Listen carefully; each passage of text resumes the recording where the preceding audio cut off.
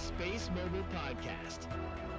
We just basically from their phone be seamless, regardless of where you are. We don't want the user even to know that it's connected by satellite.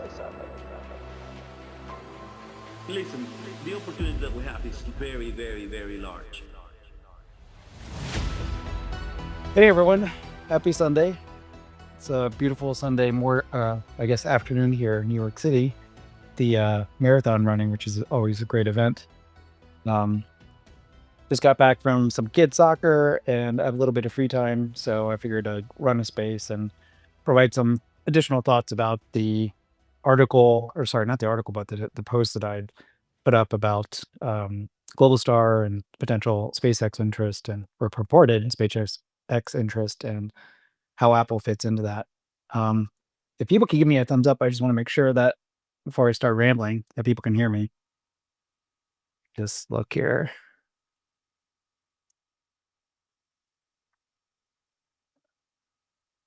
What's weird about, I mentioned this before, Twitter Spaces is that there's a delay. It's probably 15 seconds, 10-second delay. And so when you're not live, you actually when you ask for like thumbs up, you don't really see thumbs up until a few seconds later.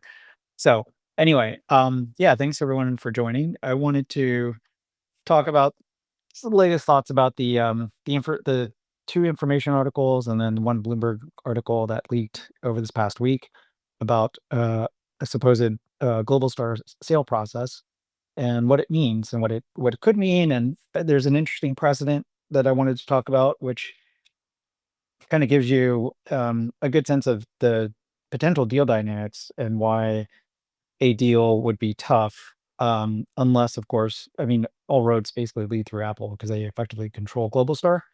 And so, if Apple has indeed changed their heart and is willing to work with SpaceX, then certainly a deal can happen. And never say never. I mean, there's a whole host of reasons why Apple should work with SpaceX, and there's a whole host of reasons why they shouldn't work with them, and we'll kind of go through those. But yeah, so I guess to start, I did want to answer a few questions. There were some people who reached out to me and said, "Hey, isn't leaking this stuff illegal because it's material non-public information, and can people get sued, like journalists or the sources?" And I'll just say, when I was an investment banker, I did M&A in the tech industry for and financings, IPOs for one of the big banks for call it 8 years. And leaks are pretty common practice. I would say some firms, definitely look down on it, but it's part of like deal tactics, right? And so if you're a banker, an attorney, or even a PR firm working with a company, usually a PR firm gets engaged when a deal is about to get announced, and so they usually aren't the sources of leaks, but it's usually bankers or lawyers and sometimes company insiders.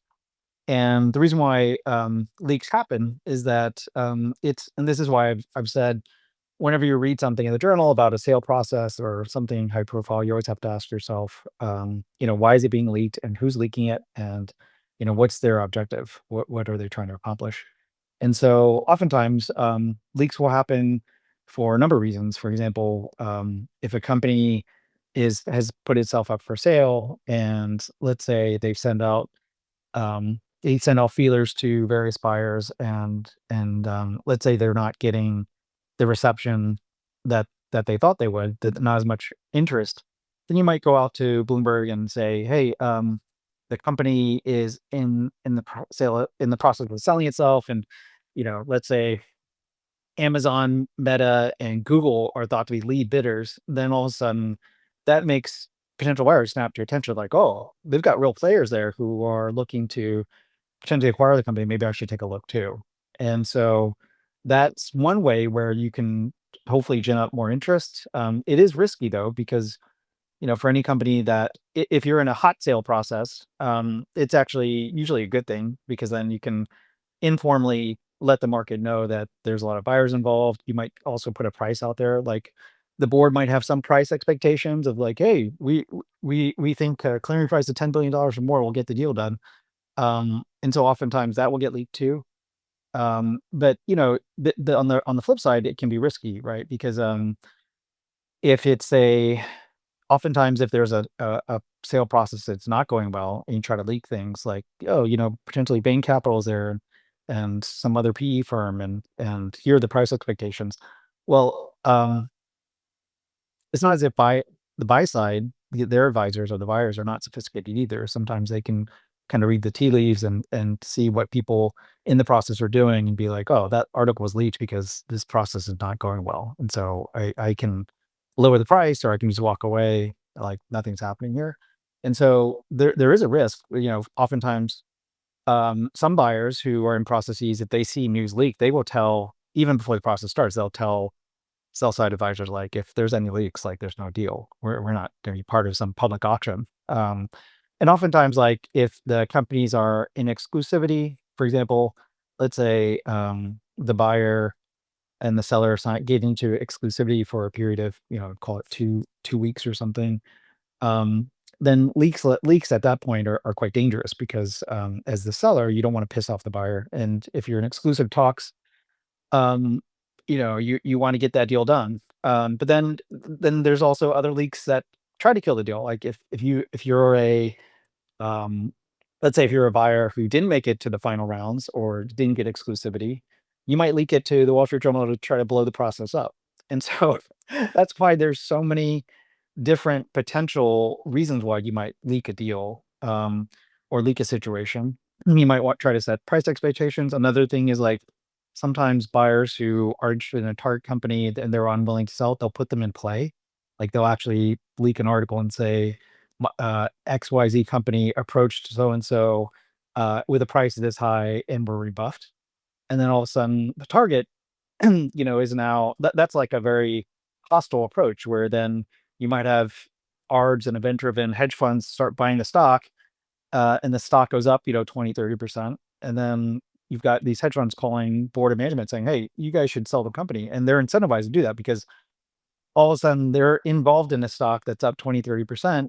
And if the company doesn't sell itself, then the stock's going to drop back down. And so there's this shareholder pressure to get something done.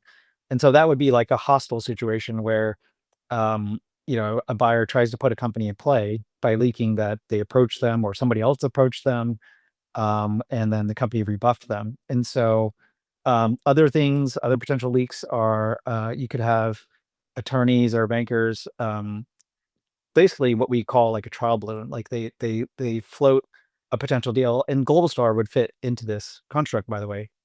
You might float the idea of a potential deal, and then you have something to actually talk about with regulators. Like you could totally see SpaceX going up to Chairman Carr Brendan Carr at the FCC, and the Attorney General at the Department of Justice, and say, hey, that article, just curious, like what your thoughts are, or get a reaction from maybe staff of what they think about a potential transaction. And so, you might float regulatory balloons to see what the market reaction is. Like if the market, but and this is kind of deal tactics 101. If you're a buyer and you're unclear whether or not the market would be receptive to a potential acquisition of another company, you might go leak it and then see what your stock price does. If the stock price goes up, then it's like, oh, investors think it's a good idea. And so I think especially if you're issuing stock, then you're like, oh, I have the mandate, or at least initially, it seems like the market would be okay with it. Obviously, the market needs to understand what the terms are, but that might be a troubling you float to see what the market reaction is. And then, of course, if it is something that is sensitive from a regulatory standpoint, you might get some comments from politicians who are like, "Oh yeah, this is a good deal," or "This promotes, American leadership in this sector." Or you might get other politicians or regulators who might come back and say, "This thing's DOA, dead on arrival. Like, there's no way we're going to let this deal happen. We're going to go try to block it or whatever." And so yeah, that would be a potential regulatory type of trial balloon that people float. They leak some article. But going back to what I was saying before, is it legal? Yeah, it's legal. It's looked down upon, but companies, bankers, lawyers, they all engage in it, and they do it to accomplish whatever objectives they are. Whether it's there's always some angle, which is why it's rare when journalists actually dig up something and they get it right. Usually they get pieces of it fed to them, and they're given hints and directions, and it's like, hey, I think you should go talk to this person in this company, or here's a few crumbs, maybe check out these filings, or they'll just get told directly what it is. And by the very nature that this information is being fed to a journalist who then goes and publishes it, it's legal in a sense that that private information becomes widely distributed and public now. And so it's not material non-public information because it becomes material but public information, if that makes sense. And so and journalists have, a high degree of protections given, the freedom of speech and in the US, and as long as they are widely disseminating that information, then it becomes, cleansed in in some regard. Now, if a journalist is talking to sources and then trades on that information on their own, then obviously that's illegal. Or if they share that information directly to, say, a hedge fund, and they trade on it, that's illegal. However, if an investor is talking to journalists and they're doing research and it's part of a mosaic where they get some hint that maybe a company is looking at some strategic alternatives, and that investor also looks at, I'll just make stuff up, like, the company recently put in a double trigger mechanism on the executive compensation packages like a month ago, which typically you would do in a change of control transaction. You want to keep the executives around, and so sometimes that's a tell where people put double triggers in compensation packages like a few months right before a deal is announced. So they put that together. They look at some of the other things that companies doing, maybe on the conference call. That, for example, Iridium on their conference call. Um, you could tell, like, they're boxed in and they need to do something, and all the research analysts are basically like, out of all the 5 or 6 companies, who are your top partners? Then that seems pretty clear, like, the company probably needs to sell itself, and so, uh, in that regard, if, let's say, hedge funds were talking to some of these journalists, and journalists are smart, they're not gonna give any details away, and they know they can get in trouble too, but if that hedge fund were to piece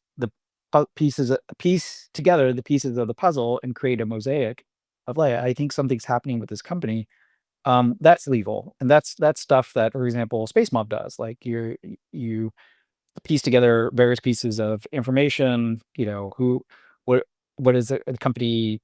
What is the company posting about? And maybe there's like some logistics information, things like that, and maybe Abel has gone to Saudi Arabia a few times, and been at their conferences, and maybe there's some Saudi Arabian officials who've posted about the company. Then yeah, maybe there could be something going on there. I mean, obviously the company had MOUs with or has MOUs with the top 3 Saudi carriers, the MNOs, and so it seemed very likely that a deal with one of the 3 at a minimum, and of course all 3 is likely to happen. But anyway, that's a long rambling introduction to, why these types of things get leaked. And yeah, so I think it's important to really, when you see this type of stuff, to really take a step back and ask yourself, why is the news coming out now? Who's doing it? And what is their objective? And so going back to the information back in May, I believe it was May or January, um, there was an article that was leaked about how Apple, sorry, I should pull it up. Let me just take a look here. There's a whole history about how Apple satellite ambitions have been threatened by Elon Musk, and then how the 2 companies, have kind of had this standoff relationship, and then Globalstar is kind of in the middle of it all. And so that kind of laid the groundwork. Sorry, this was in May of 2025. And so that laid the groundwork of where we are today. And that gave kind of an overview of what the relationship, how it kind of evolved. And I think for those who don't know, I believe Apple, and this is kind of beyond the article, but I think Apple started testing with Globalstar and thinking through the potential of providing satellite SOS and text messaging back in 2021. And there were hints of it where I think in some disclosures around related to Globalstar, they talked about an unnamed partner that was giving them potential payments and testing the service. And of course, our industry consultant, Tim Farrar, was very close to that. He wrote about it at length. We all know that he works for Globalstar, and his recent industry presentation where he talks about the D2D market. That whole presentation, in a very, very tiny disclosure in one of the random pages, it says the whole report was paid for by Globalstar. But the reason why I mention him is that it does seem to me, just kind of going through the articles, is that he is a primary source of some of the information here. And so I think the company is using him as well as their bankers as a conduit to kind of feed these journalists. And so in that first article, it talks about the uneasy relationship between Elon Musk and Tim Cook, about how obviously Apple was developing their service, and then when Musk found out that this was happening, he supposedly, and this is according to the journalists, and by the way, the two journalists at the information both cover have both historically covered Apple for the Wall Street Journal, and so they do have some sourcing from former Apple execs and perhaps some Apple people who work at Apple now. But anyway, but in that article, they specifically mentioned how when Musk had learned in 2022 that Apple was going to include Globalstar SOS messaging in their iPhone 14, he contacted the company and said, "Hey, we want to do this. We'll provide it for you, and we want you to pay us." And by the way, this goes back to like, hey, is this really a market? And are people going to pay for it? Well, SpaceX wanted to charge Apple $5 billion up front for 18 months. And then on an ongoing base, after that exclusivity period ended, they would charge them $1 billion a year for the Starlink service.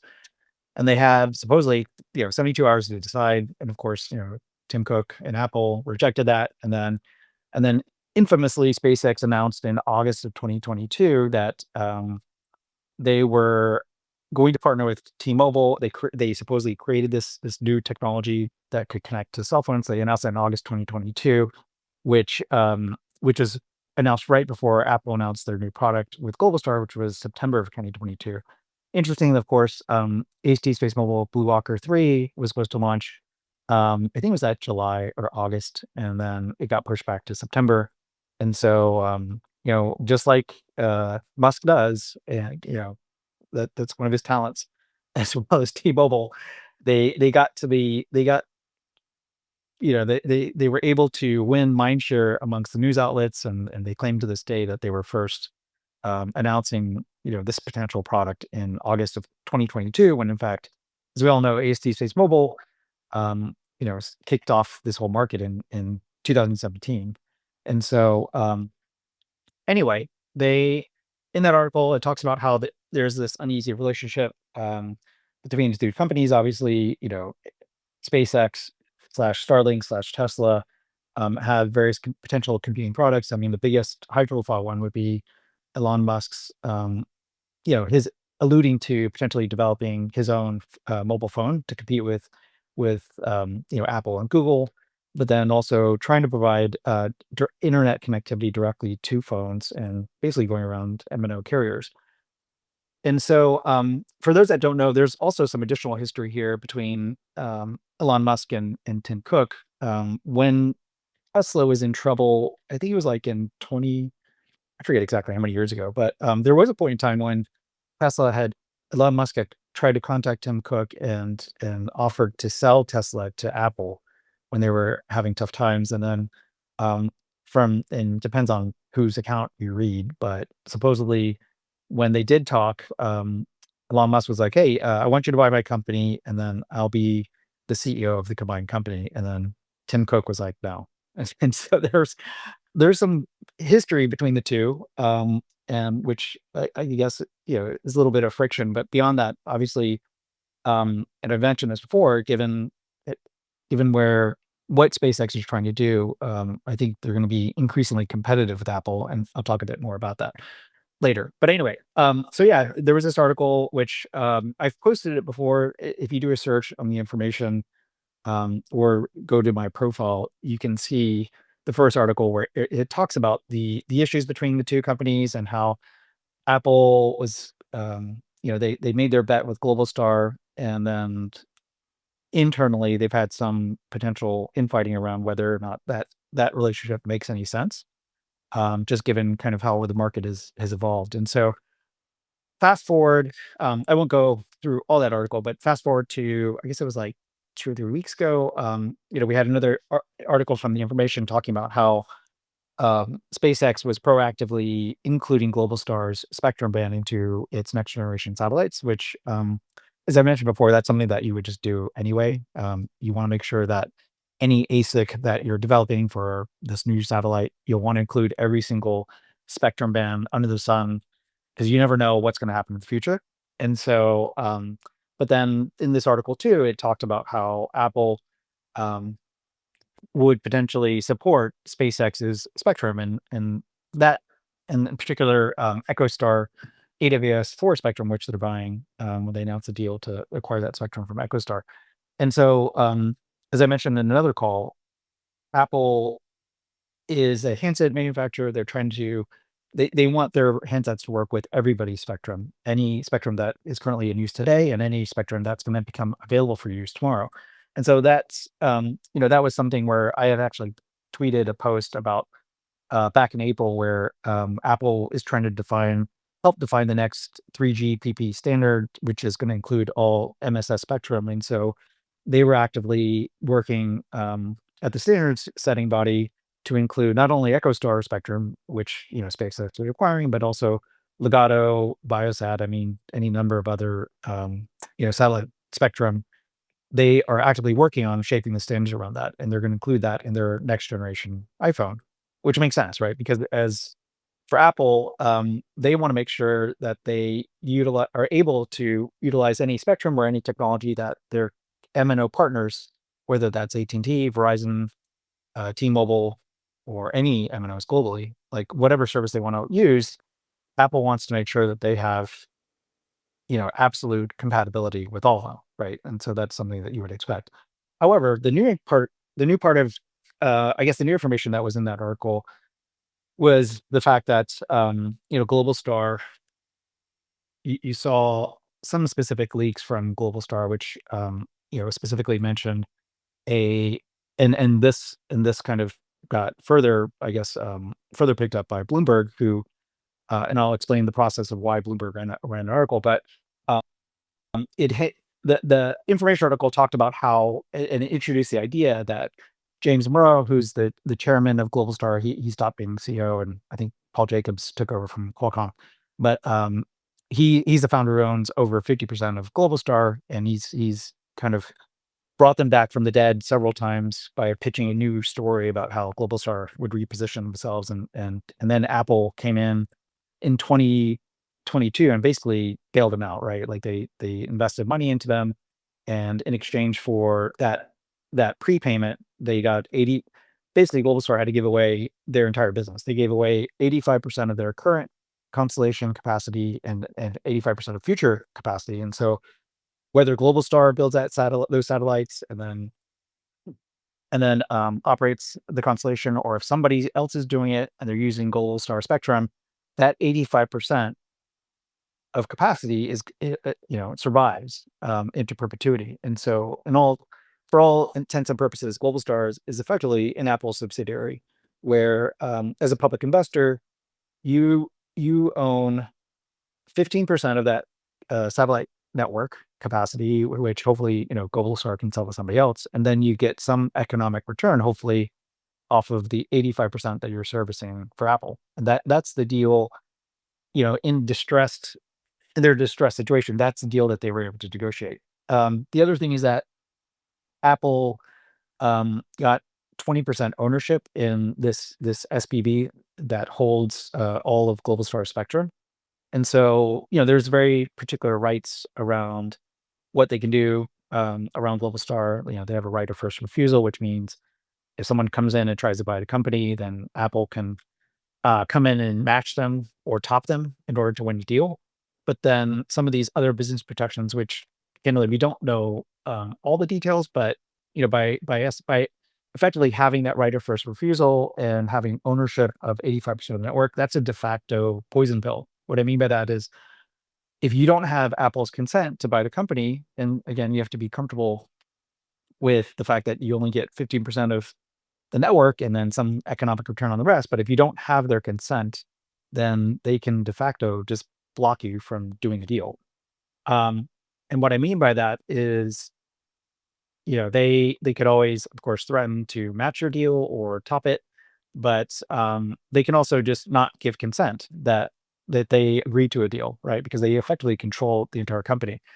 Um, Let me just look here. I wrote a few small notes here.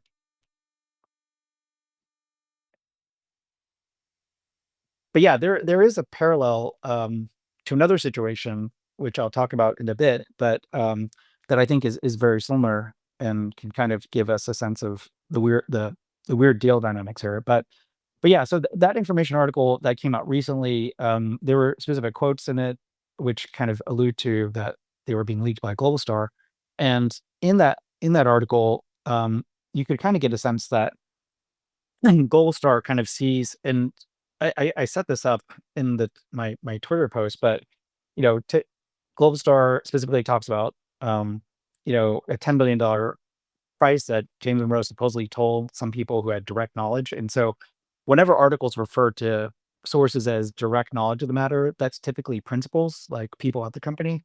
Whenever an article says people familiar with talks, usually that refers to bankers or lawyers. And so this is kind of when I worked at a hedge fund or was a banker, you read these articles very closely because they're written a certain way, and they can give you hints as to again where they came from and what they're trying to do.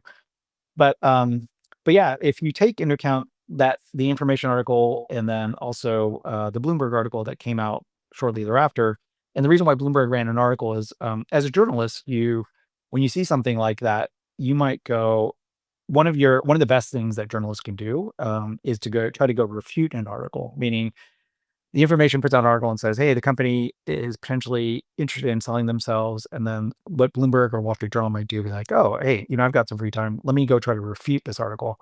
Because that's good reading as well. Like if you're able to basically write an article that says like the other one is complete bullshit, then that's a really fun and good article to write. So what they'll do is they'll go run the traps and talk to their sources. And so Bloomberg, of course, talked to their sources and they're like, oh, there actually is something going on here. And so in their article, they talked about the fact that, and this is where you would have Global Star advisors feeding Bloomberg the article, because Bloomberg typically their sources are going to be bankers. And so the bankers told them, yeah, we've been talking, we're at early stages of talks and we're speaking with a few companies. Um, let's see here. Let me just pull this one up. Yeah, so Globalstar in the Bloomberg article says specifically that they're exploring a sale. They've had early talks with SpaceX and then other suitors, according to people familiar with the matter. And so that's definitely bankers. And then they talk about how SpaceX is one of the parties the company's speaking to, but it's possible that others could emerge. And then, but however, SpaceX hasn't made a final decision, or sorry, Globalstar hasn't made a final decision and could remain independent. And so that, by the way, is very specifically from Globalstar to say, uh, we're not in play. We're totally in control of the situation, and we may decide not to sell ourselves. But of course, like as we all know, it's not up to them. It's up to Apple because they hold the keys here. And so, so that's why, like, when I analyzed the three articles and I wrote about it, you could tell it's primarily sourced from Globalstar. They quote Tim Farrar um, in both of the information articles, and of course, he talked in a very smug way about like something big that was happening, and so it's clear that he leaked a decent amount of it to them, and he also works closely with Globalstar. It's also why, for example, he hates AST Space Mobile so much for the past several years, because he works with Globalstar and some of the other legacy guys, and so, and it probably doesn't help that Space Mob has called him out on all his bullshit, so that's why he hates the company. But anyway, but yeah, so the company Globalstar has effectively announced, like, without formally, because sometimes like companies will formally announce that they're seeking strategic alternatives, and that's actually when a company does that, that's pretty serious, right? Like if a company PRs and says we've been approached and we're putting ourselves up for sale, you, when you do that, you have to feel really good that something's going to happen. Because if through that process you PR that and then maybe 1 or 2 quarters later you actually don't sell the company, that's really bad because then investors are like, what just happened? Like, so you felt good enough about the process and you ran an auction and then no one showed up. It's like, well, why didn't you sell? Is there something bad? Like, did buyers not like something? If it wasn't priced, is there a potential material issue with the company that we should be worried about? And so that's a really risky gamut. And so what Globalstar here has done, what they've done is they put the company in play informally through these articles. But there's a reason why they did that, right? And so here it's a risky gamble for them because they're trying to create this narrative that there's a robust auction process. In the Bloomberg article talks about SpaceX is it's basically saying like they're the lead horse and there's potentially other people there. And the reason why they're doing this is that they want to create this sense of urgency and demand that the company's in play, and there's a lot of people involved, and potentially could get over $10 billion, which is the price that they keep stating in these articles, right? And so, what that price was stated in the information, and then for it to be repeated in Bloomberg, that means that Bloomberg, the journalist went to Globalstar's banker and said, "Hey, is this true? Is it 10 billion?" And they were like, "Yeah, that's what we want." So, are they going to get it? Who knows, right? But why? So, taking a step back, you have to ask yourself, well, why is Globalstar doing this? Why would they risk a potentially failed sale process? And what is causing them to kick this off now? And so I think for some of us, we've asked, well, why would SpaceX want to go buy the company now, or any other potential parties, right? Like Globalstar's obviously in a pretty tough position, given that Apple kind of runs the show. And so why would they do this? Well, after doing a little bit of research, I was able to find that, and I haven't followed Globalstar that closely, but so in 2023, they took a prepayment of $252 million from Apple um, in order to start work on their service. And this isn't prepayment meaning here's money and you get to keep it forever. It's actually it's a prepayment that has to be paid back to Apple, and whether um, that's in kind, meaning like if Apple users use a certain amount of messaging, and then that messaging basically gets offset, whatever the Apple had to pay, that gets offset by the 252 million. Like that's one way. Or if that service the service isn't being used, then Globalstar actually has to pay back that money to Apple in hard dollars, right? And so that initial tranche of $252 million, that payback period starts in this quarter, Q3 of 2025, and that's over 16 quarters of installments. So that's about call it $15.8 million per quarter, which is for Globalstar, that's a pretty decent amount. So that's like just annually, that's about $63 million, and that's for a company that, as I mentioned before, has had financial issues in the past.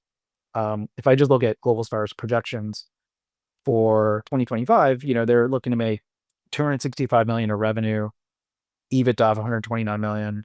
Let's see, their operating income in total for this year was 11.7 million. I guess next year they're going to do like 39 million of operating income and 147 million of EBITDA. But I mean, that's $63 million that they have to pay back over 4 quarters, or for 4 years. And so, and 252 in total, but 63 million annually.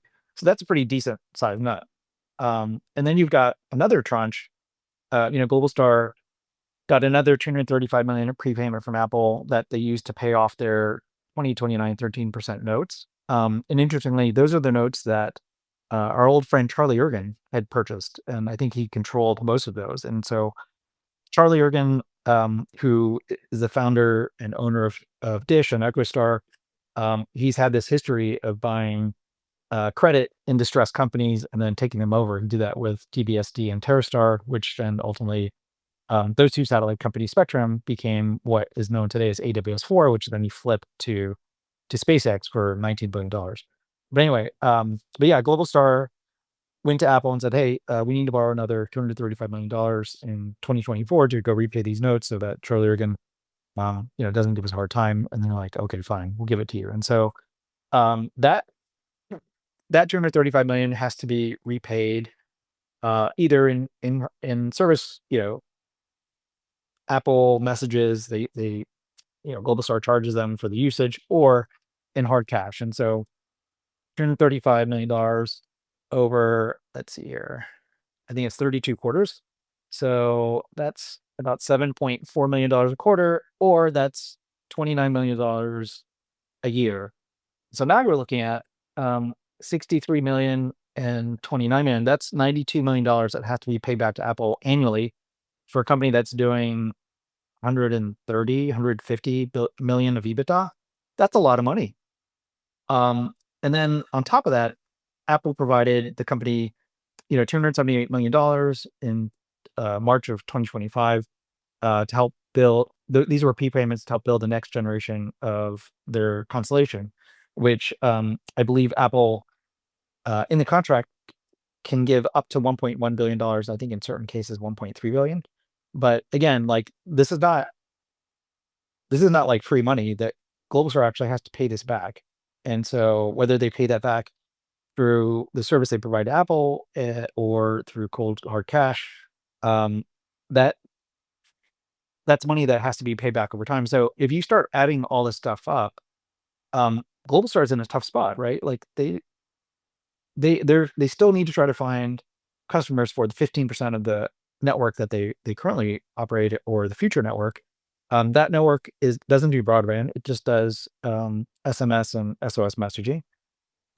In the future one that they're going to roll out, and I guess people at NDA Space would know better, but I'm not sure the new constellation is going to be that much better. I'm sure it'll provide better data services, but in order to pay back all of this money, you're going to need like real service revenues. And you know, given where, and so if you're a global star, you've got these payments coming up, and the story right now is that for now is that Apple's your biggest customer, and you've got this relationship, and so Globalstar seems like it's in a pretty good spot for investors. But then once investors start seeing these payments start going out the door this quarter, and maybe they have enough service revenues to cover them, but once they start seeing this drag on their financials this quarter and into 2026 and beyond, um, then the story becomes a bit more precarious, right? Because then what if these Apple users then start using AST Space Mobile or Starlink direct to cell services? Then how are you going to end up? Then, and if there's a dearth of users on your network, then these payments become hard cash payments that go to Apple, right? And so that's where I think Jay Monroe, I mean, he's not a dumb guy. Like, he probably saw the writing on the wall and was like, okay, we're in a really tough spot. Like, people feel good about our story to a degree, but it's going to start becoming really bad once AST Space Mobile and SpaceX get their constellations up and people really start using them. They're like, oh, wait, I can use these services. And, for AST, it's broadband, and it works indoors, and I don't have to point my phone at anything. Like, why would I ever use this Apple SOS messaging service? And so that's where I think that became the impetus for all this activity all out of nowhere, starting in May, and then of course October, the second half of October, like these leaks. And so, oh, the other thing I forgot to mention is for Apple, that 1.1 billion infrastructure payment, of which they've dispersed 278 million. The other thing that's kind of scary for Globalstar is that if they lose any of their spectrum licenses, which by the way, like SpaceX at the FCC has been trying to like take their licenses away, which I guess that's part of SpaceX's playbook, because they did the same to EchoStar. So they used the stick, but then they ultimately gave them the carrot, which they bought them out. But if they lose any licenses and or they can't deliver the new network, which I think there's like certain milestones, then Apple can claim immediate default and ask for repayment of that whatever they dispersed out of the $1.1 billion. And so I know Tanner alluded to this, but I don't really know for sure. I think, of course, NBA Space is building that satellite, and then I think Rocket Lab is providing some of the buses around that next generation constellation. But at least kind of at a high level, looking at some of the pieces of news or social media posts out there, it seemed like that constellation is behind or delayed. I don't think it's because of Rocket Lab. I think it's because of MDA Space. Or, I mean, I think as we all know, space is hard. This stuff takes longer than you think. for Globalstar negotiating with Apple in a, from their distressed position, they probably promised Apple the moon, and then when it comes to actually delivering, if you're using a prime and not doing it internally, building a constellation is really tough. And so they probably are feeling some level of stress that they're not going to be able to hit those milestones. And so, um, for Apple, they're in a really sweet spot. Like, if Globalstar slips on a banana and they don't do what they say they're going to do, then they can immediately claim repayment and effectively put Globalstar into bankruptcy. And that, I think, is a pretty realistic. I wouldn't say it's not. I don't think it's Apple's MO to try to put companies into bankruptcy. But if they got if they woke up on the wrong side of the bed one day and were like, you know what, I want to own Globalstar Spectrum and then I'll go lease it to somebody else, they could totally put Globalstar into bankruptcy tomorrow, by not giving them any more, financial lifelines and not allowing them to sell anyone. And then Globalstar's in a tough spot, right? And I'll talk about a precedent that kind of fits that narrative. But anyway, going back to what I was saying before, and sorry, I keep just kind of going all over the place. It's there's a lot to cover. But for Globalstar to kind of start planning this idea, and you've seen kind of the themes in these articles where it's like, well, Apple's kind of unsure what they want to do, and SpaceX is interested in working with Apple, but maybe a compromise potentially is one of two things. I mean, this is what Globalstar would. The whole objective of all of this would be either to, one, buy more time with Apple, or loosen up this, maybe some of these milestones, or maybe get additional capital, just get Apple to make a decision, like either go all in on what we're doing and give us more money, and give us more freedom, or buy us. I mean, Globalstar in their world, like the perfect situation would just be that the company that controls you just ending you.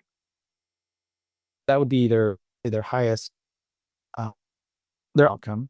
And then the second one would be, inject enough uncertainty here. And this is where the uncertainty comes, because I think in both of the information articles, like, it's very specific where, and Tim Farrar plays the leading role here. He's like, well, if SpaceX is able to buy Globalstar, then it's basically game over for everybody. Like, that's an implicit threat from Globalstar saying, Apple, if you don't give us time, you don't help us out, and SpaceX ends up buying us, then they're going to control everything, right? And so, but it's kind of, they're kind of playing both sides where it's like, uh, we need your help. You're the optimal outcome, but then, we're going to run the sale process, and SpaceX is the main potential bidder. And if they win, then who knows? Who knows what's going to happen? Like, maybe they'll be more competitive with you, or whatever it is, right? Like, but at the end of the day, Globalstar wants to sell to Apple because Apple holds all the keys. And in these articles, they talk about obviously Apple's right of first refusal, and some of the deal dynamics there, because they want to make sure that the market knows that, hey, we're warning you that these things are out there just in case, or any potential buyers should know that these are out there. And obviously, like, if buyers are doing due diligence, they'll learn this stuff on their own, but they want to make the public know that these things are out there, right? And so, yeah, as I mentioned before, Globalstar is at a crossroads. They face significant financial repayments to Apple starting now. They don't have the control of their own destiny, in that they outsource the design, development, and manufacture of their satellites to somebody else. They basically outsource by prime contractor. And then of course, like, if AST, Space Mobile, and Starlink are successful, then what economic return can they expect, being a backup service for Apple, right? Like, if no one's using the network, and they owe Apple all these payments, and they're not getting service revenues in return to make those payments, then they're gonna be in a tough spot, right? And so yeah, I think that's why you're seeing all this kind of come to a head, and Globalstar is holding their nose and hoping, they've kicked off this process, and they're hoping that, either Apple buys them, or they've put enough pressure, and they have enough sponsorship within Apple where Apple's like, you know what, we'll just let you guys sell to SpaceX, and we'll get some preferential terms or treatment, for their next generation constellation, and we'll call it a day. Um, but the issue with that, of course, is that Apple sees, SpaceX as a direct threat in terms of wanting to make their own handset, whether it's getting into on the X side, and it's not just SpaceX, it's all of Elon Musk's, ecosystem. And we've talked about like this vertical stack of, with X, he's got social media, AI, financial payments, calling. I mean, you can use X for chat and calling. And so these are all things that Apple's interested in or are important to Apple and their ecosystem. And obviously you have to include Tesla as well, and robots, and just a whole host of things. It's not just SpaceX, but it's all these. It's X, it's Grok, it's Tesla, and so for Apple, like it's a pretty big threat. And so the key question is, why would you underwrite your own demise, right? So why would you let Globalstar sell to SpaceX, and then they potentially start eventually, because Globalstar has global, worldwide S-band and L-band spectrum, that would just accelerate their ability to provide, some type of internet service directly to users without having to go through Apple or MNOs. And so, for me, that seems kind of a bit of a stretch where I don't know if Apple. I think Apple's pretty strategic. I don't think they would give away the carbs like that. And so, um, for those people who are optimistic that a Starlink, or sorry, a SpaceX Globalstar deal could happen, I would refer them back to a very painful experience of mine before, and this is the precedent that I'm going to talk about, which is there was this company that I invested in that would public via SPAC called Cano Health, and this was a value-based care provider, which ultimately went into bankruptcy. But interestingly, a lot of the dynamics are similar here, where you have a dominant customer slash pair in the Apple Globalstar situation. Apple gets 85% of Globalstar's total capacity from their network. And in the Cano Health, which was a value-based health provider, it was basically a captive supplier for Humana. And so about 60 to 70% of Cano Health's Medicare Advantage patients and the revenue went through Humana. And I believe Humana was like an early investor too. But for all intents and purposes, like Humana was a critical customer, and they had the ultimate say of what happened with Cano Health. And so interestingly, Apple has a right of first refusal before any sale or change of control. Humana also had a right of first refusal with Cano before, and other protective provisions that basically would prevent a sale of Cano without their say, right? And so fast forward to, I think it was like 2022, Cano Health was a highly leveraged entity, and when rates started going up and their growth started flagging a bit, the company did the same thing. They announced, through the Wall Street Journal, they leaked that they were in a potential sale process, and they put everybody's names out there. They talked about like United Health, all the big, managed care providers, United Health, of course, Humana. They put their name in there too, and CVS and others, right? And so they were trying to create this sense of a potential sale process when everyone knew like it was basically up to Humana to decide whether they wanted the company to sell or not, and it was either going to be Humana that would buy them, or they would say no, and that was it. Like they couldn't sell. And so, interestingly, when they leaked those articles, maybe it was like a month or two later, Cano Health that leaked to, I think it was in Wall Street Journal, that CVS was in exclusive talks with Cano Health, and had beaten out the other players. And so that took the stock up, and people were pretty excited. And again, just remember, this company was highly leveraged and had faced some flagging or difficulties because growth had slowed, and they were, and rates were going up. I think a lot of their debt was floating rate debt, and so they were going to have a tough time meeting their obligations. And so, excuse me. But then what ultimately happened is that CBS decided to walk away from that deal, because at the end of the day, they just realized that Humana had the keys where they could, not only match whatever CBS bid, but then they could just terminate the contracts that they had with Cano. So, eh, for those that don't know, CBS owns, I think it's Aetna. Yeah, Aetna, which is a direct competitor to Humana. And so, for Humana, it was dead on arrival. Like they would never let Cano sell to CBS and have Aetna, compete, or be in a position to better compete with them. And so Humana basically put a kibosh on that, and CBS walked from the deal. Stock cratered, and then they tried to, restructure the company a few times, and ultimately, and Humana let this happen, right? The company went into bankruptcy, and then Humana, in a smart way, they went into the bankruptcy and they bought the assets they wanted, and they walked away.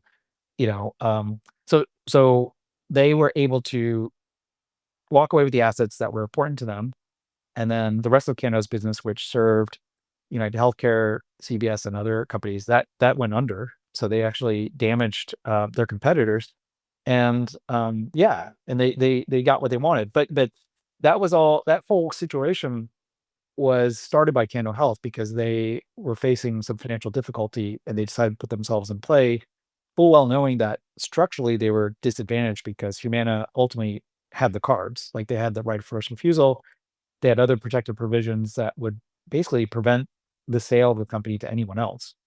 And so there are, it's almost like eerie parallels here where Globalstar is in a financially, they're looking at, the market becoming increasingly competitive. HTC Global, Starlink are coming in, and they're going to get relegated to the like this backup service, but then they can't do anything about it because Apple holds the cards, and so they're going to now try to put the company up for sale and get something going, and it's a pretty dangerous gambit, right? Because either something does happen, but it's not going to happen without Apple's consent, and Apple could look at this and say, well, you know, um, I'm okay with it. Like I put some money into this thing, and I have senior security protection. I own basically the current and future network that will run on the spectrum. I have the money and the wherewithal to buy this, to fully fund this thing or to buy it out of bankruptcy. So no one's going to push me around. I'm going to make the decision. And for people who are not familiar with the situation, looking at it, they might say, well, why would Globalstar ever negotiate that? And it doesn't make any sense. Like they've painted themselves in a corner. And it's like, yeah, the Globalstar was on the financial ropes until Apple came in and gave them money to, not only gave them money, but gave them a market, right? For what they had previously. Apple was like, okay, we're going to integrate you into all these Apple iPhones and devices. I mean, Apple just recently, they integrated it into one of their watches, the SOS messaging service. But yeah, Bulbasaur got an offer, a deal that they couldn't refuse because there was no alternative. The alternative was, financial ruin. And so I think when looking at SpaceX's perspective, or even some people have talked about AST Space Mobile, I don't know why either party would want to do this deal because essentially you're stepping into the shoes of Globalstar, who got a raw deal to begin with, right? And so you got to be comfortable with a raw deal, and maybe that's worth it. Like working with Apple, like that's worth it. But then for SpaceX, that doesn't seem to make sense because you probably are going to be able to go cobble together global spectrum and do it. Take your time in doing that. I mean, Globalstar would accelerate that, but then you're locked into Apple, and it's almost like, what was it? I think Circle. This is kind of a non sequitur, but Circle, they have this stable coin called USDC, and in order to drive adoption, they basically got Coinbase to have it, on their platform, and it's been great. Like they've gotten a massive amount of adoption, but they gave away, I think, like 80 or 90% of economics, not only on Coinbase, but wherever USDC trades, any yields that they get from it, they have to give it to Coinbase. And so that product is structurally flawed forever. And so that's what Globalstar too. Like it's flawed because Apple owns this thing. And whether SpaceX buys it or like, if AST Space Mobile buys it, uh, they would have to work out something with Apple to make it more attractive. And that's why I mentioned that before. And so I think that's where this whole story and the situation kind of falls on its face. Now, could the parties work something out with Apple? Like, could SpaceX work something with Apple and they become friends and the deal happens? Sure, it could totally happen. But I think in terms of the market assigning some probabilities, I think the probability of something happening here that's going to be good for Globalstar shareholders is lower than the market thinks. And but again, the home run scenario is like Apple decides to just buy Globalstar and integrate it. But as we've read in some of these articles, Globalstar Apple is probably loath to become a service provider itself and compete directly with its MNO customers, which introduces a whole host of regulatory things, whether it's like being regulated by the FCC, um, et cetera. But I think and yeah, I've been rambling here for maybe an hour almost, but the other angle that I did want to talk about is the regulatory, the antitrust angle, because I think direct to device is a new market, but it shouldn't be a foregone conclusion that a SpaceX or even AST Space Mobile could buy Globalstar or Iridium for that matter, because it's going to depend on how the Department of Justice, who I think they would be not the FTC, but the DOJ would probably review this deal, how they define direct to device market. Like, do they view it as something that includes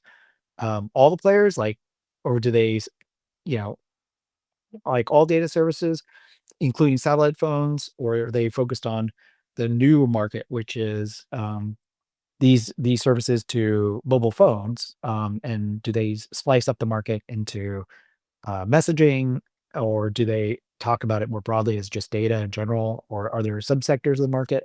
So it's really going to depend on how they slice the market. But I think given how nascent this is, and SpaceX's current dominant position in fixed wireless, it'll be an interesting exercise to see how regulators would look at this, because I don't think it would be a layup for example, SpaceX to buy Globalstar or Iridium, effectively, putting a competitor out of business and then, consolidating your market share. Because then that would effectively, if you look at like old school traditional services and it's in the US, then maybe there's three players right now. That's how you would define market, because AST Space Mobile, for all intents and purposes, is not to market yet. It's going to be next year. And of course, the DOJ would look at that too. But if you were just to say it's Globalstar, Iridium, and SpaceX, that's a three-player market going to two. Like that, when it comes to old school antitrust analysis, that's an immediate, block. Like the DOJ is going to sue them to block that deal. And and I think the chances of winning are probably low. But then if you include AST Space Mobile and you say, hey, they've got all these MNOs and they've got AT&T and Verizon, so maybe that's a four-player market and it's going to go to three. That still would have a pretty difficult review, and maybe gets approved with some conditions or concessions that SpaceX would have to provide. I'm not sure what those would be, by the way, but even a 4-3, where the DOJ, I've mentioned this before, like they learned their lesson by approving the Sprint T-Mobile merger, which then turned a four-player market into three. And then, what consumers have seen over the past couple years is just prices continue to go up. And I think most people agree that that was a big mistake, because part of the concessions to get the deal done was to divest Boost Mobile and some spectrum assets to Dish Networks, good old Charlie Ergen, because he's going to create a fourth, what we say facilities-based competitor, meaning someone who's going to actually build a physical network to compete versus, a virtual network operator, which you can't really say like those guys are have the ability financially to compete. But anyway, we saw that fall on his face, and of course, Charlie again was like, "Yeah, I'm going to build this out," and then failed, and then he's selling his spectrum to AT&T and SpaceX and probably Verizon as well. And so that's a case where a DOJ fix ended up being a complete failure. So they probably would want to avoid that. So I think even if SpaceX were to try to get a deal done with Globalstar and Apple did consent to it, you would have a pretty tough time in a regulatory review. And I'd probably give the odds of a deal like that actually going through are probably like 20 or 30% at most. But who knows, right? It depends on how they position it. It depends on the administration. I think even for a Trump administration, people would say, "Oh, they're business friendly and they'll help Musk out." I don't think you can assume anything, right? Because I think people assumed that about the Trump administration, the first term, and they were like, "Oh, it's going to be a M&A, cornucopia. Like people are going to be able to get deals done because this administration is going to just be business friendly." And then, of course, they came out and blocked. Um, oh gosh, I'm trying to remember. They blocked like a few big deals, just because of, I think it was around media, because Trump didn't like it, or they didn't want there to be a it was like politically motivated. It was Time Warner and somebody else, which then ultimately, I think, of course, AT&T won that deal, and then later they spun it off. But anyway, I think with this administration, yeah, it's probably hard to handicap the odds of any deal getting through regulatory review. But I think when it's pretty clear cut, when you have a 4-3 or especially a 3-2, that deal is most likely going to get blocked because the last thing regulators want is a duopoly that you help facilitate versus the market kind of naturally goes there. I mean, the great thing is like you've got AC Space Mobile and Starlink, they're entering the market. You've got two legacy players, and so what the regulators would say is, I'm going to block this deal because Globalstar should be a good competitor for long term because it's got implicit backing by Apple. They have deep pockets, and so they'll figure it out. They'll get some type of competing service going, and so I need to block this because Apple's not going to just let this die. And of course, Apple can tell regulators like, "Hey, we're going to let this thing die," and then regulators will be like, "Okay, well then it'll go into bankruptcy, and then we'll see who buys the assets out of it, right?" And it can be somebody else. It could be Google or who knows. Um, but anyway, yeah, I think I've been going on for an hour. Hopefully that's been helpful. I've kind of been rambling and kind of going over different aspects of this, but let me check the questions here just in case I missed something. Let's see. Already here, you got burned by Keno Health. Yeah, I was a big bull on Keno Health, and so I got burned on that, which is why I know about the parallel here. And for those that don't know, yeah, you can go back and read. I mean, the deal dynamics here are very, very similar. You've got Humana that's effectively in control of Cano. They have a right of first refusal. They have all the other deal protections. And so it was basically up to them to whether the company could sell or not. It was either going to be to Humana or nobody. And then Humana was like, you know what? I'm just going to let these guys go to bankruptcy, which is what they did. And they bought the assets out of bankruptcy. I'm not saying that's going to happen to Globalstar, but the same dynamics apply where it's up to Apple to decide if Globalstar is going to sell or not, and if they don't want it to sell to SpaceX, it's not going to happen because Apple can make it hard. Like let's go back to the regulatory review. If Apple is the owner of Globalstar, and the DOJ and FCC are seeking comments about the deal. Let's say SpaceX and Globalstar decide to announce the deal anyway. Then Apple can complain at the DOJ and the FCC and say, "Hey, we think this is highly anti-competitive, and we wanted Globalstar to build this constellation for us, and they're not doing it. And we want to build a third credible player, and we're going to give them the money to go do it." And once the DOJ reads that, they're going to be like, "Oh, this is an insta block." And when they go in front of the courts and Apple, as witnesses and files affidavits that, hey, we're going to go invest in this. I mean, that's an immediate deal killer, right? And then, of course, Apple, for any number of these other aspects of their agreement with Globalstar, they can make life really hard, right? So they do have the de facto, blocking power, and will decide ultimately who owns Globalstar or no one will own Globalstar. Let's see. Uh, Am I recording the space? Yes, I'm recording. So if you can't hear, you can listen to it later. Let's see. Uh, okay, people are giving me thumbs up. So see if anyone has any questions, feel free to write them. Oh, someone's requesting to come up. I'll take them up. Let's see. Spac Willie. Hey, Spac Willie, are you there? You're on mute. Do you have a question? Maybe he's shy. Spac Willie, you there? Okay. Um. Anyway, I think I covered most of it. Yeah. I would just say we'll probably hear more about this potential deal or deal process. I might be wrong. Like I could be totally surprised. You might see a deal if a deal is announced between SpaceX and Globalstar. That's certainly possible. It would have to have some type of blessing from Apple. I think in that type of situation, Apple probably, if a deal is announced, Apple probably gets some type of sweetheart deal, but then they stay arm's length away from it because ultimately they kind of want to work with everybody. I think for but I wouldn't I think a high probability is that no deal happens. or there's a small probability maybe a deal with AST Space Mobile or somebody else, right? But I don't think AST Space Mobile would buy Globalstar themselves. They would have to be, in partnership with Apple or something like that, because it's a pretty big financial nut. Globalstar, if you let's just assume $10 billion price is correct. I mean, the company is only generating 130 billion, 30, yeah, 130 million of EBITDA this year, 150 million next year.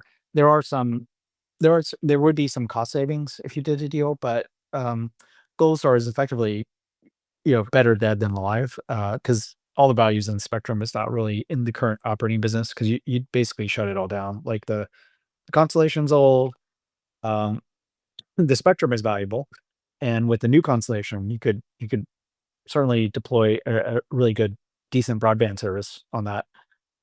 But if you were just to look at things financially, for example, Iridium is much more attractive. Its spectrum is not as valuable because it here, let me just go back to my notes. I think Iridium has about 8 megahertz, just one sliver of 8 megahertz of L-band spectrum globally. Um, and so that is attractive, but it's not great.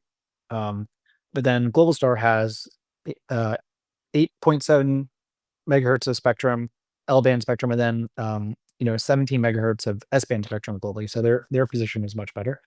But as I was saying before, Iridium, they actually have, yeah, they're generating, call it 500 million of EBITDA this year. And so I think if you were to do some type of deal with them, that's more interesting financially, because you can, they stop their share buyback, you could cut their dividend, you could take out a ton of costs and just run it for cash until you have a constellation that would be able to utilize their spectrum.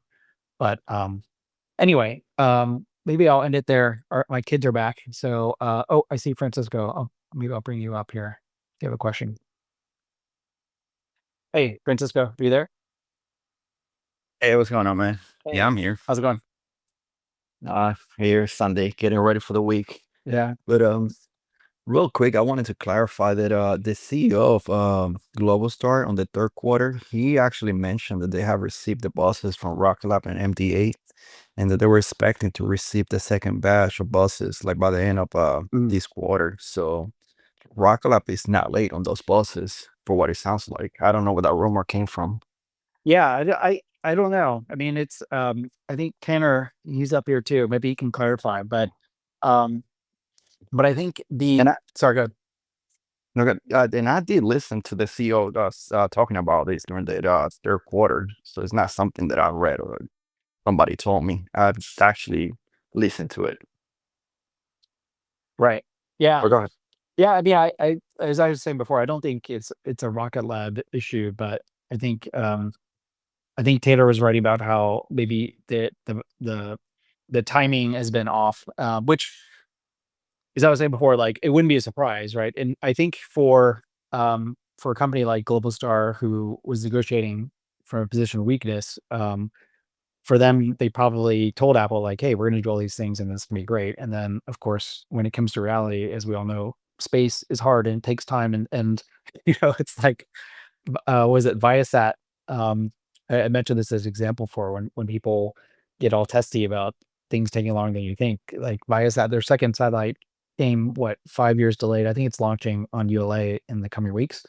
But yeah, that stuff happens. I mean, it's just normal. It's not good or bad. It just That's just what it is. But yeah, no, I appreciate it. Yeah, I don't think Rocket Lab is delayed, but I guess I would say, for a company like Globalstar, if you're outsourcing all your design and manufacturing, it's tough, right? Because like we've already seen with AST where they've taken longer to build the satellites because they wanted new features and they were able to incorporate them, or they made changes. And so, like for example, FM1 and FM2, we don't really know all the features that are on those things, but they're much heavier. And then, of course, the next satellites after those are going to be made of composites, which are much lighter. But then, I think they're probably not going to have some of the same features as FM1 and FM2, because there's some like secret stuff going on there. But anyway, anyhow, but yeah, no, thanks for coming up and clarifying that. I think I'm going to end it. Welcome. Yeah, I think I'm going to end it here Yeah. because I got the kids here.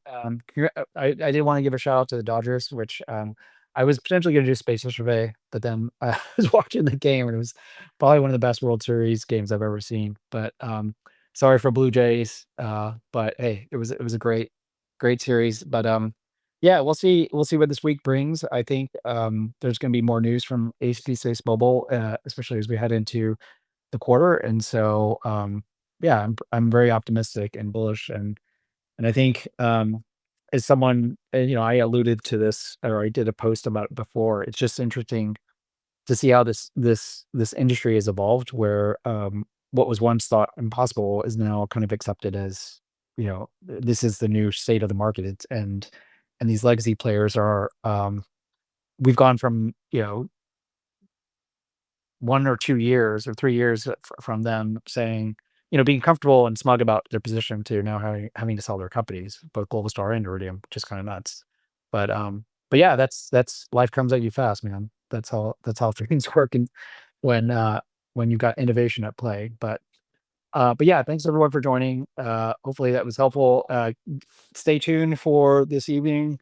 Coop will have his space, and maybe he'll talk about. Well, I'm sure he'll talk about some of these things as well. But yeah, we'll meet again. We'll talk again, and hope this was helpful. Thanks everyone for joining. Thanks for listening to the AST Space Mover podcast. If you enjoyed this episode and you'd like to help support the podcast, please share it with others, post about it on social media, or leave a rating and review. To catch all the latest news about AST Space Mover, make sure to subscribe. Thanks again, and I'll see you next time. We're doing something very, very big. And I think with this technology, we can really affect billion lives. AST Space Mobile is the only company that has proven technology to deliver cellular broadband connectivity directly from space to your everyday smartphone. People will just basically turn their phone and be seamless, regardless of where you are. We don't want the user even to know that it's connected by satellite. Our role is to bring this into reality, always in partnership with the MNOs.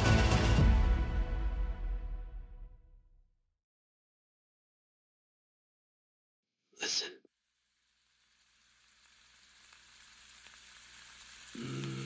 Waffles.